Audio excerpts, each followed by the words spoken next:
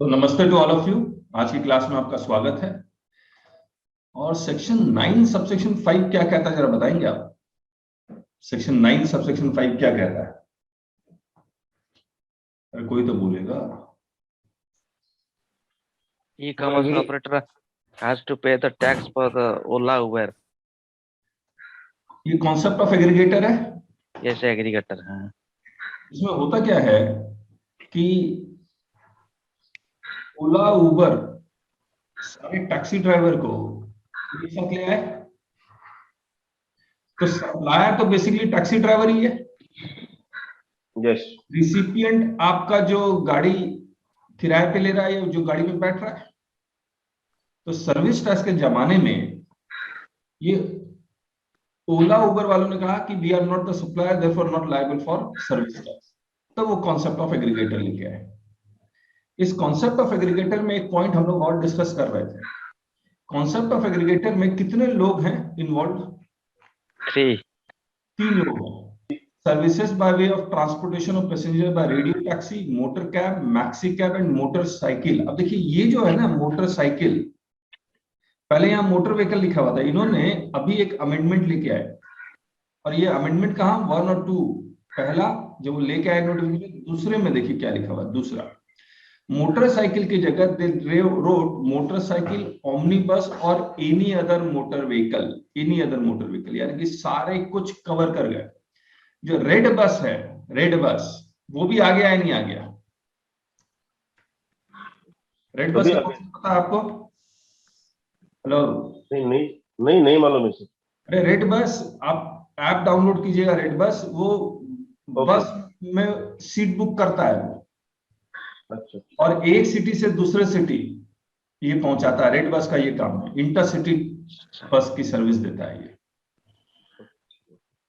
आजकल मोटरसाइकिल भी आ गया ओला उबर में। हाँ. आया है ना? वो सारे कुछ कवर कर लिए। लेकिन और ये अफेक्टिव कब है? 1 जनवरी 2022 से। ये जो अफेक्टिव है दैट इज अफेक्टिव फ्रॉम 1 जनवरी 2022। ठीक है, ये क्लियर हो गया? हाँ सर। मोटरसाइकिल, ओमनी बस और एनी अदर मोटर। ओमनी बस तो छोटी बस हो गई, और एनी अदर मोटर व्हीकल में बस भी आ गया। ठीक बात? इसके बाद इन्होंने एक चौथा ऐड किया जो 5, और इसमें हम लोग को याद, आपको डिस्कस कर रहे थे कि जोमेटो और स्विगी जो रेस्टोरेंट्स हैं उसका जीएसटी रेस्टोरेंट वाले ही देंगे। जोमेटो और स्विगी सिर्फ कमीशन पे जीएसटी देंगे। याद है आपको? Yes. हाँ सर। इसको भी ऐड किया गया विद इफेक्ट फ्रॉम 1 जनवरी 2022। ठीक बात? अब मुझे एक बात बताइए, रेस्टोरेंट को इन्होंने 2 पार्ट में डिवाइड कर दिया। एक stand alone restaurant. Stand alone restaurant मतलब जहां पर वो रूम ऑफर नहीं करता। एक होटल के अंदर रेस्टोरेंट। मतलब कौन सा होटल के अंदर रेस्टोरेंट? बोला वो होटल का रेस्टोरेंट जिसका रूम का 1 दिन का किराया ग्रेटर देन 7500 पर डे है। ठीक है? बोला ऐसे रेस्टोरेंट के ऊपर जीएसटी कौन देगा? रेस्टोरेंट वाला ही देगा। 95 एप्लीकेबल नहीं है। क्या कह रहा हूं मैं? ऐसा होटल जिसके अंदर रेस्टोरेंट है और उस होटल का एक रूम का किराया, 1 दिन का किराया 7500 रुपए से ज्यादा है, तो ऐसे केस में रेस्टोरेंट वाला ही टैक्स देगा, जीएसटी देगा, होटल वाला ही जीएसटी देगा। 95 एप्लीकेबल नहीं है। तो इसके अलावा जितने भी रेस्टोरेंट्स हैं, चाहे वो रजिस्टर्ड हो या अनरजिस्टर्ड हो, अगर इनके ऐप के थ्रू बुकिंग होती है तो 100% जीएसटी ये ई कॉमर्स ऑपरेटर देगा। ठीक बात? पढ़ता हूं। Supply of restaurant service other than the services supplied by restaurant eating joints located at specified premises. तो सप्लाई ऑफ रेस्टोरेंट सर्विस किसको छोड़ दिया? वो रेस्टोरेंट जो स्पेसिफाइड प्रीमाइसेस में लोकेटेड है। कौन सा रेस्टोरेंट स्पेसिफाइड प्रीमाइसेस में लोकेटेड है? Specified premises means premises providing hotel accommodation, यानी कि होटल के अंदर रेस्टोरेंट है।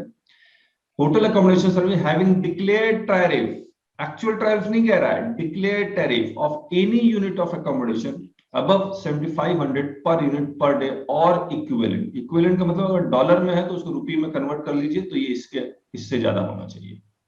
अरे आया? Yes yes sir. यहाँ एक चीज और बताइए सर, नमस्ते। नमस्ते। अब डिक्लेयर टेरिफ में मान लीजिए उसने लिखा है 8,000 रुपए बोर्ड पे, हाँ और वो इनवाइस करता है 7,000 रुपए की, हाँ, तो फिर डिक्लेयर्ड के बेसिस पे देखेंगे। फिर तो एक्चुअल से मतलब ही नहीं है, फिर तो डिक्लेयर ही देखेंगे। Correct correct. ओके सर एक चीज और पूछना था। अभी जोमेटो एक मिनट कंप्लीट कर दीजिए। ओके कुछ चीजें और रह गई है। अब एक बात बताइए, एक रेस्टोरेंट ऐसा, ये बुकिंग टेबल चेयर भी लगा के रखा होगा ये, जी। तो यहां पर वॉक इन कस्टमर भी होंगे यस और ई कॉमर्स के थ्रू भी बुकिंग आ रही होगी। यस तो रेस्टोरेंट को दो तरह का अकाउंट मेंटेन करना पड़ेगा, एक sale through e commerce operator और एक sale walk in direct sale. Direct sale. तो ई कॉमर्स ऑपरेटर वाले के ऊपर वो जीएसटी नहीं देगा? नहीं देगा। ये ई कॉमर्स ऑपरेटर देगा। यस वॉक इन के ऊपर इसको जीएसटी देना है। जी। यस। अब मुझे एक बात बताइए, तो आज जो रेस्टोरेंट है ये रजिस्ट्रेशन करवाएगा या नहीं करवाएगा, ये किसके ऊपर डिपेंड करेगा? ये स्विगी के साथ जा रहा है कि नहीं सर, उसके ऊपर। दोनों के टर्नओवर को मिला के एग्रीगेट टर्नओवर देखूंगा मैं। Yes. हाँ या ना? Yes. दोनों के टर्नओवर को मिला के एग्रीगेट टर्नओवर देखूंगा। अगर aggregate turnover exceeds the specified limit 10 lakh या 20 लाख, तो उसको रजिस्ट्रेशन करवाना पड़ेगा। Right. मुझे एक सर बात, स्विगी और जोमेटो को अगर हम सर्विस देंगे तो रजिस्ट्रेशन तो कंपलसरी था ना। नहीं, सर्विस के लिए नहीं है। नहीं तो जोमेटो और स्विगी के लिए कंपलसरी रजिस्ट्रेशन। रेस्टोरेंट, मैं दूसरा एग्जांपल लेता हूं, एक रेस्टोरेंट सिर्फ वॉक इन है नहीं, ये जो भी ऑर्डर लेता है ई कॉमर्स ऑपरेटर के थ्रू ही लेता है, क्या इस रेस्टोरेंट को रजिस्ट्रेशन करवाना कंपलसरी होगा? नहीं। जैसे ओला उबर का जो टैक्सी ड्राइवर है, क्या वो रजिस्ट्रेशन कभी भी लेगा? नहीं लेगा सर। क्योंकि उसको रजिस्ट्रेशन इसलिए जरूरत नहीं है क्योंकि सारा का सारा टैक्स कौन दे रहा है? वो ओला उबर वाला दे रहा है, ई कॉमर्स ऑपरेटर दे रहा है। उसी तरह से अगर रेस्टोरेंट स्टैंड अलोन है और वो सारा ऑर्डर 100% ऑर्डर ई कॉमर्स ऑपरेटर के थ्रू लेता है, तो उसको रजिस्ट्रेशन की रिक्वायरमेंट नहीं है। लेकिन 1 रुपया का भी वो सेल काउंटर से करता है और aggregate turnover exceed the specified limit, तो रजिस्ट्रेशन की रिक्वायरमेंट बन जाएगी। यस और no? Yes. Yes yes yes. Sir. Complete है। अब आप पूछिए, क्या पूछना चाह रहे थे आप? नहीं सर, क्लियर हो गया। मेरे पास ऐसा एक जोमेटो वाला है क्लाइंट सर। हाँ हाँ, वो सिर्फ प्योरली जोमेटो को ही सप्लाई करता है सर। ओके। तो अभी तो केस में वो तो 1 जनवरी से वो तो फिर एग्जाम्प्ट हो जाएगा, उसको तो पे ही नहीं करना है कोई पैसा। यस, तो जीएसटी रजिस्ट्रेशन कैंसिल करवा दीजिए उसका। अगर जो हाँ, कंपोजिशन में है उसका, जो होटल कंपोजिशन में हो भी तो ई कॉमर्स ऑपरेटर ही देगा। अच्छा, अब देखिए यहाँ क्या लिखा हुआ, सप्लाई ऑफ रेस्टोरेंट सर्विस, इसके आगे तो लिखा ही नहीं है रजिस्टर्ड है या अनरजिस्टर्ड है, कुछ लिखा है? इसका मतलब पूरा का पूरा सब आ गया रेस्टोरेंट। यस, एवरी हाँ। तब तो सिर्फ हटा कौन सा है, ये वाला। खाली ये स्टैंड एलोन है तो खाली खाना होटल अकोमोडेशन भी दे रहे तो वो भी आ गया। हाँ, तो अब आप सर्कुलर सोच अच्छा के है सर, देखिए, अच्छा हुआ है सर।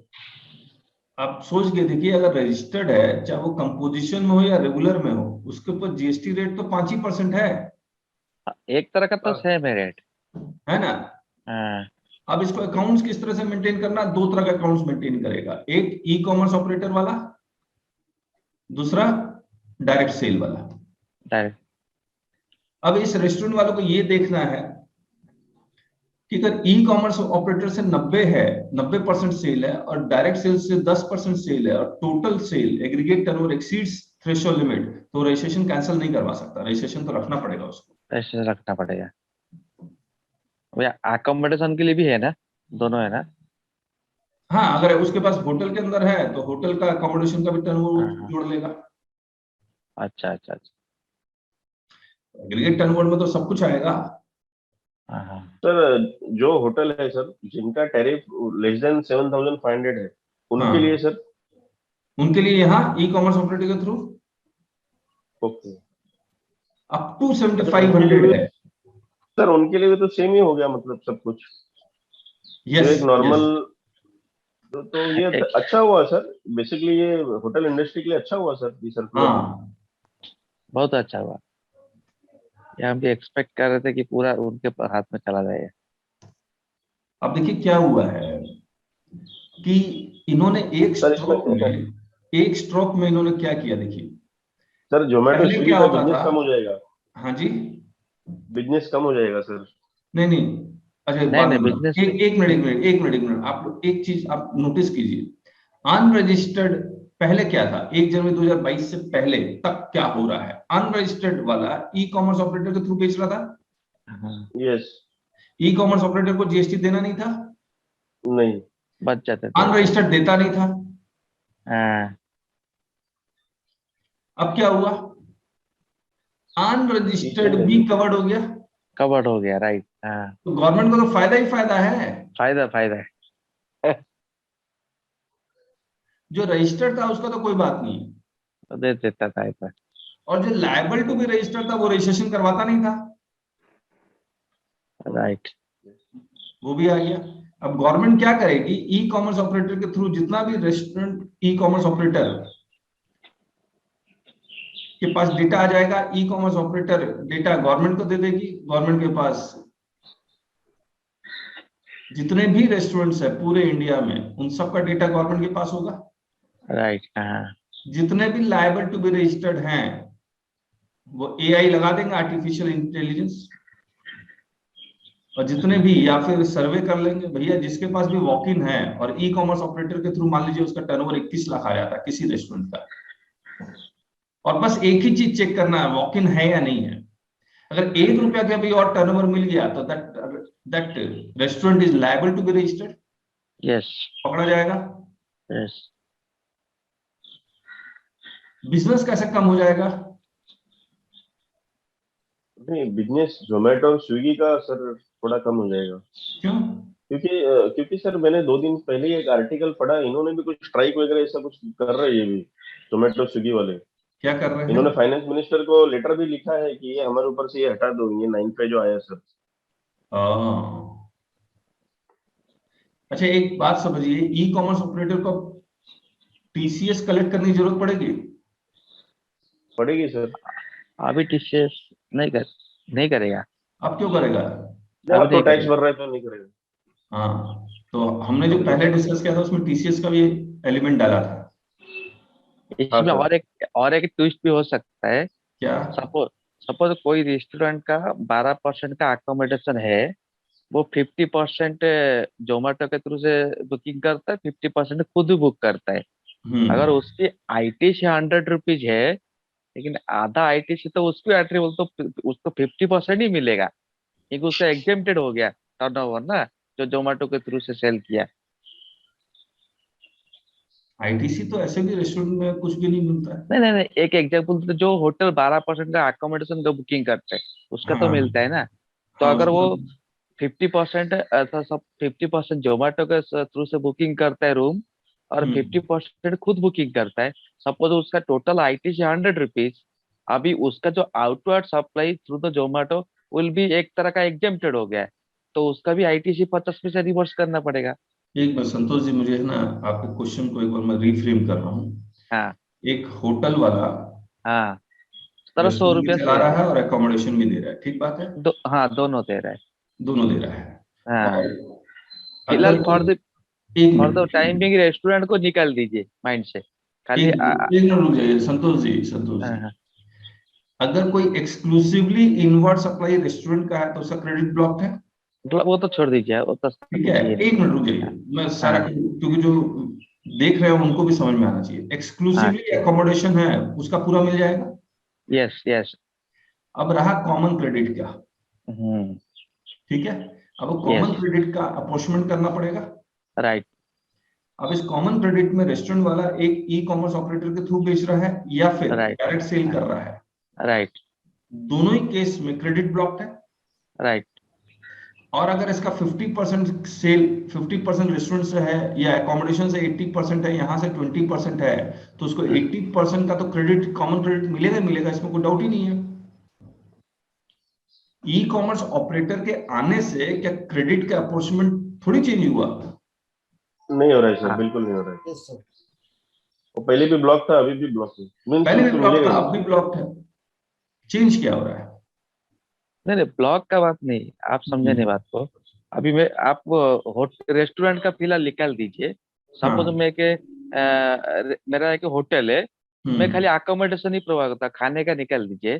ठीक। अभी मैं क्या करता हूँ, 100% मेरा अगर सपोज 100 रुपीज सेल है, मैं क्या करता हूँ, मेरा जो 50 रुपीज सेल जोमेटो के थ्रू से होता है, 50 रुपया सेल मैं एक डायरेक्ट। मिनट संतोष जी, आप फिर कंफ्यूज हो रहे हैं। जब यहाँ पर रेस्टोरेंट है नहीं, जोमेटो बीच में कैसे आ रहा है?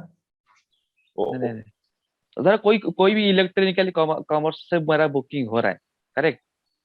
मेरा खुद का रजिस्ट्रेशन है, क्योंकि मेरे को 20 लाख रुपया ऊपर है, और मुझे रजिस्ट्रेशन करना पड़ रहा है। लेकिन मेरी जो आउटवर्ड सप्लाई मेरा 12% में कवर होता है। समझ रहे हैं सर? रुकिए, मैं कोशिश कर रहा हूँ समझने की। आप है ना, मैं ओयो पे चलता हूँ, रुकिए। हाँ ये वाला हाँ ये वाला एग्जाम्पल यहाँ फिट नहीं हो रहा है।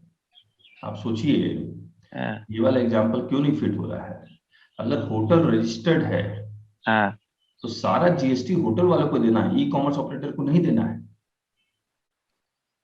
अच्छा, वो जो अभी आया वो खाने के लिए, खाने का लेके क्या? हाँ, खाने के लिए था। अच्छा अच्छा, हाँ हाँ, अच्छा अच्छा चलो, नहीं तो कोई जाएगा ही नहीं होटल। अच्छा अच्छा अच्छा। चलिए। अच्छा, ये खाली खाने का था, अच्छा, जोमेटो का। तो दिस वी कंप्लीटेड। अब और जो टेक्सटाइल वाला तो हमने कर चुके हैं। आप, मैंने वीडियो डाला भी है टेक्सटाइल वाला,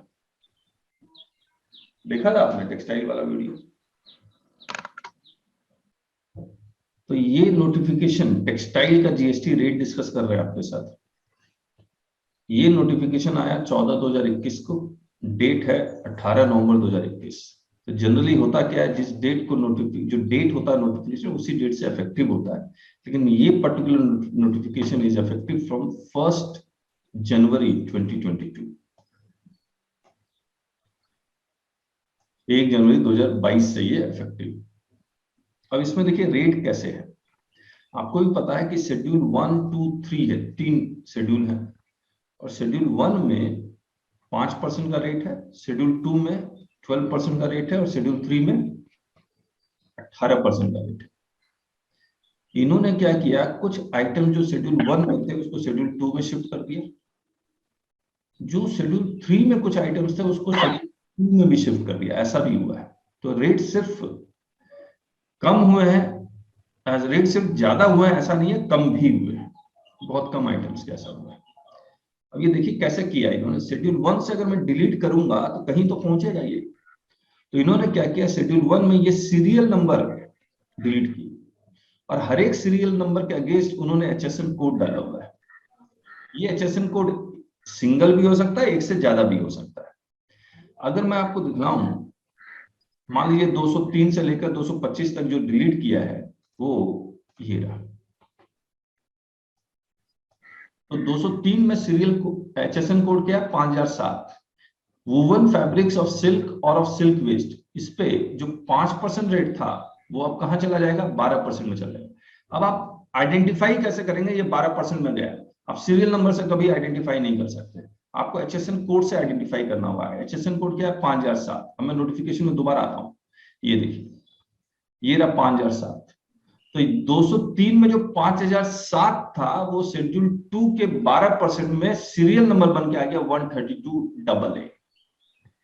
अब इसमें मैंने क्या लिख दिया, ये 5 से 12 हो गया। डिस्क्रिप्शन वही है, वोवन फैब्रिक्स ऑफ सिल्क और ऑफ सिल्क वेस्ट। उसी तरह से 207 में जो एचएसएन कोड था वो 3 थे, 11, 12 और 13। वोवन फैब्रिक्स ऑफ वूल और ऑफ एनिमल हेयर, सिर्फ इतना ही लिखा था। एनिमल में हॉर्स भी आ जाएगा, बाकी और भी जो भी एनिमल है वो आ जाएंगे। तो वूवन फैब्रिक्स ऑफ वूल और ऑफ एनिमल हेयर, इसमें 3 एचएसएन कोड एक ही सीरियल नंबर पे थे। अब मैंने आपको ये कहा था कि एचएसएन कोड से आइडेंटिफाई होगा रेट, सीरियल नंबर से आप नहीं पहुंच सकते। तो अब ये 5005, ये जो 11 12 13 है, अगर आप देखेंगे तो ये देखिए इन्होंने 3 बना दिए, 11 12 13। क्या लिखा? वूवन फैब्रिक्स ऑफ कार्डेड वूल, वहां पर सिर्फ वूल लिखा हुआ था, यहाँ कार्डेड वूल और ऑफ कार्डेड फाइन एनिमल है। Woven fabrics of combed wool और ऑफ कॉम्ड फाइन एनिमल है। Woven fabrics of coarse animal hair और ऑफ हॉर्स हेयर। क्लियर है? अब अगर आप देखेंगे तो अब मैं इसी तरह से सब कुछ बोलता रहूंगा, आपको समझ में आएगा। 211 का देखिए, 211 में एचएसएन कोड क्या था? 8 9 10 11 12 वूवन फैब्रिक्स ऑफ कॉटन। तो अब 8 9 10 11 12 देखिए, 8 ये बहुत कुछ टेक्निकल लिखा हुआ, 9 10 11 12। तो हमने इसी तरह से एनालिसिस करके ये बोल दिया 5007 एचएसएन कोड का 5 से 12, 11 का 5 से 12, इस तरह से हमने लिखना शुरू कर दिया। ठीक बात? उसी तरह से 5401 का 12 से 12, यानी कि शेड्यूल 2 में ही था, शेड्यूल 2 में पहले भी था, शेड्यूल 2 अब भी है। लेकिन शेड्यूल 2 में जो 132B अगर आप देखेंगे, 132B जो यहाँ है, ये रहा 2 3 4 5 6, इतने सारे एचएसएन कोड एक सीरियल नंबर में था, अब उन्होंने अलग अलग कर दिया बस। तो इसीलिए पहले भी 12 था, अब भी 12 है, और डिस्क्रिप्शन लिखा हुआ है, ये देखिए। 5501 18 से 12 हो गया, 5508 12 से 12 ही है।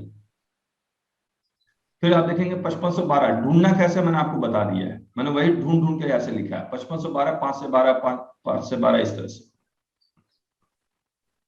ठीक है? अब इसमें कुछ अमेंडमेंट डिस्क्रिप्शन में किए गए, सीरियल नंबर 154, 155, 156। मैं आपको कुछ चीजें दिखलाता हूं। देखिए, जो जनरली जितने भी ट्रेडर्स हैं उनके लिए ये था कि जो वियरिंग अपैरल है, शर्ट है, पैंट है, जींस है, जो आप पहन सकते हैं, उनके लिए जो 2 रेट होते थे। अगर आपका वो शर्ट पैंट के वैल्यू अप टू ₹1000 पर पीस है तो 5% था। तो ये वो chapter number, HSN code chapter number 61 और 62 में आता था। और कहां आता था? शेड्यूल 1 में 2.5%, 61 और 62। यही 61 62 का एचएसएन कोड शेड्यूल 2 में भी था, वहां लिखा हुआ था एक्सीडिंग कितना? 1000। मैं वो दिखलाता हूं आपको, ये रहा, ये शेड्यूल 2 का चैप्टर 61 62, यानी कि 2 जगह था, 5 पर शेड्यूल 1 में भी था, शेड्यूल 2 में भी था।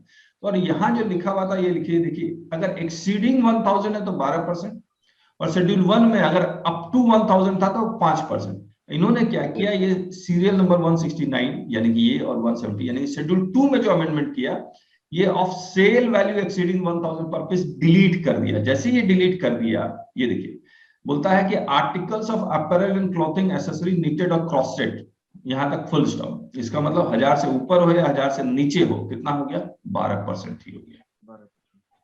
अब यहां पर देखिए, एक है सारी फॉल, शेड्यूल 1 में सारी फॉल पे 5% था।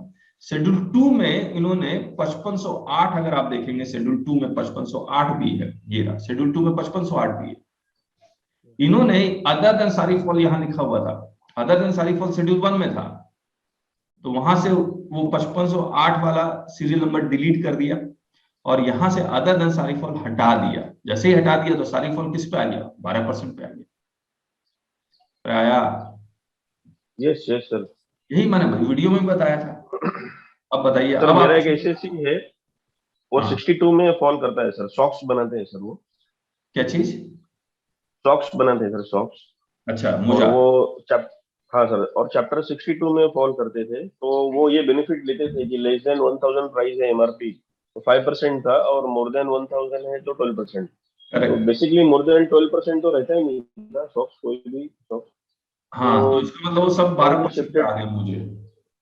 हाँ सब वो टोटली 12% है। तो उनका करेक्ट। कहना था कि अभी मतलब डीलर का कॉस्टिंग जो रहेगा बढ़ जाएगा, मतलब मैं उसके बारे में बात बताता हूँ। देखिए, आज जो सॉक्स है उसका एमआरपी है मान लीजिए 100, और जो रिटेलर है वो रजिस्टर्ड है। ठीक है? रिटेलर के लिए कॉस्ट जो आएगी, मान लीजिए वो डिस्ट्रीब्यूटर से खरीदा 60 + 6 कितने रुपए में? 66 में। वो बेचता कितने में था? रिटेलर कंज्यूमर को कितने में बेचता था? वही 190 रुपीज बेचेगा सर। 90 रुपए में डिस्काउंट बेचेगा, जिसपे 5% मिला के तो 100 रुपये आ जाएगा, यस। है ना। तो मान लीजिए ये 90 रुपए में बेच रहा है, 10 रुपए जीएसटी, ठीक। कितना प्रॉफिट कमा रहा था ये? 90 प्लस माइनस 60 कितना? 30 रुपए सर। 30 रुपए।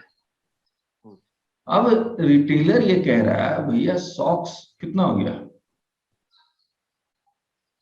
12% सर। 12% में आ गया, मैं एमआरपी से ज्यादा में बेच नहीं सकता,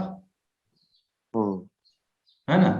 तो अगर 5 से 12 हो गया है तो मुझे ये 90 रुपए तो कम करना पड़ेगा। बराबर है।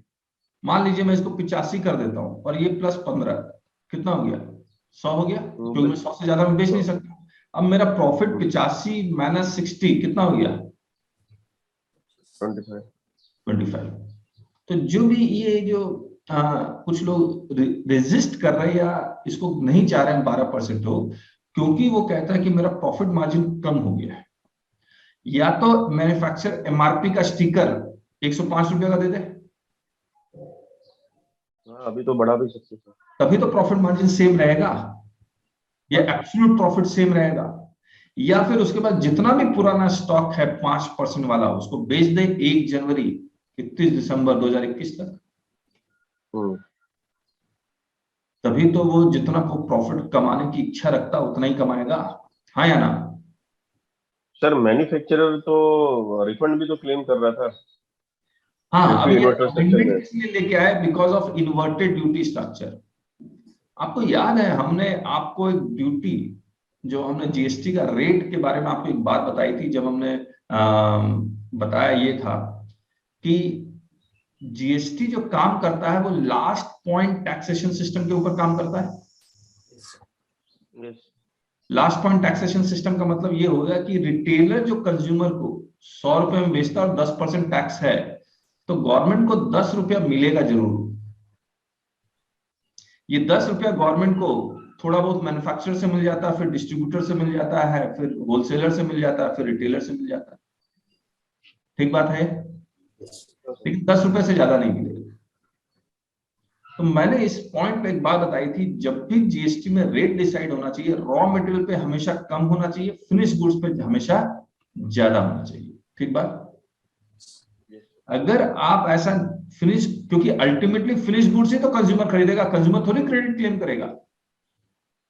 तो गवर्नमेंट को फायदा कब है? जब फिनिश गुड्स पे रेट ज्यादा। टेक्सटाइल सेक्टर में शायद उल्टा हो गया, धागे पे ज्यादा था और धागे से जो कपड़े बने उस पे कम थे।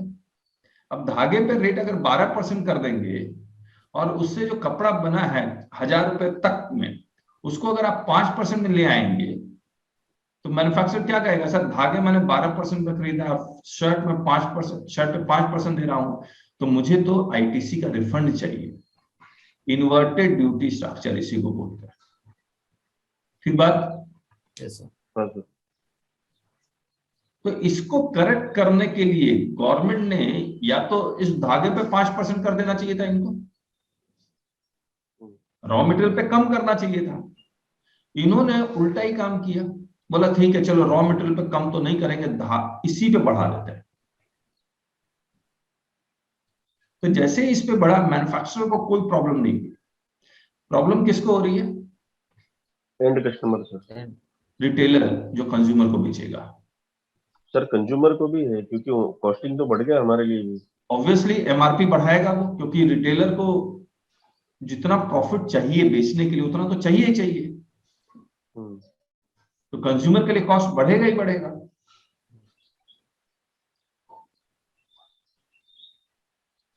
और कुछ सर एक और पूछना था कि ये तो इन्होंने मतलब रॉ मटेरियल के ऊपर बढ़ाया, मतलब जो एचएसएन कोड है, एसीसी कोड में भी कुछ चेंजेस किया है क्या? किसमें 9988 जो था, जो टेक्सटाइल का जॉब वर्क होता था, हाँ वहां पे वो 5% में था।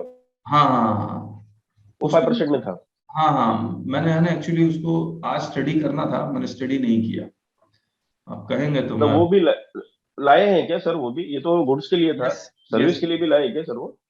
लेके आया, मैंने स्टडी नहीं किया, मैं क्या